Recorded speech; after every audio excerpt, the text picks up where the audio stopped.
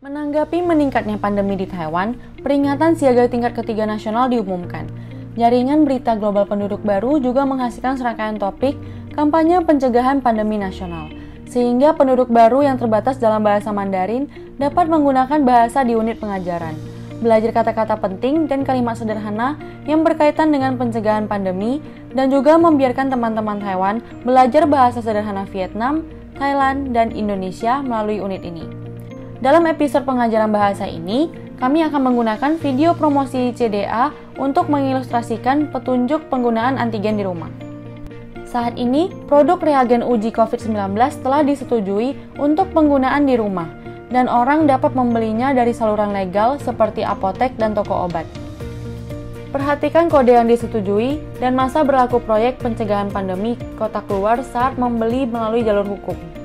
Baca instruksi dengan seksama sebelum digunakan dan cuci tangan Anda untuk pengambilan sampel. Setelah pengambilan sampel, tutup penyeka sampel dan reagen yang digunakan dengan pita plastik. Jika orang terdiagnosa positif, jangan naik transportasi umum, pergi ke kantor inspeksi komunitas untuk pengujian sesegera mungkin, dan bawa peralatan inspeksi yang disegel ke staf rumah sakit.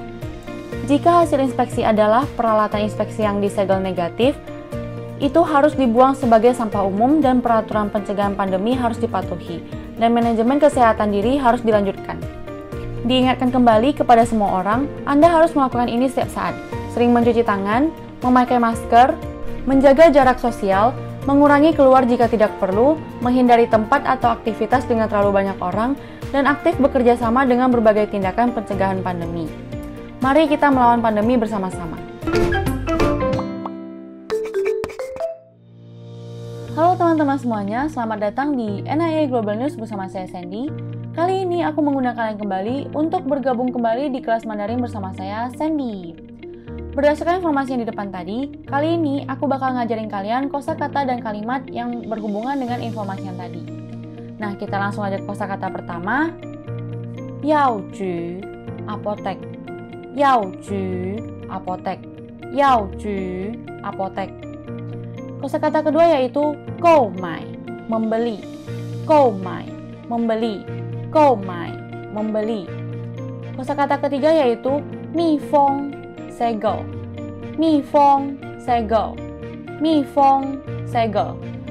Kosakata berikutnya yaitu da-cheng, naik kendaraan. Da-cheng, naik kendaraan.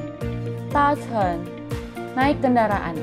Selanjutnya kita lanjut belajar ke kalimat. Kalimat pertama yaitu民众搭乘大众运输工具时应佩戴好口罩，减少病从口入的机会. Artinya adalah saat menggunakan transportasi umum, orang harus memakai masker untuk mengurangi kemungkinan penyakit masuk ke mulut. Sekali lagi, 民众搭乘大众运输工具时应佩戴好口罩，减少病从口入的机会.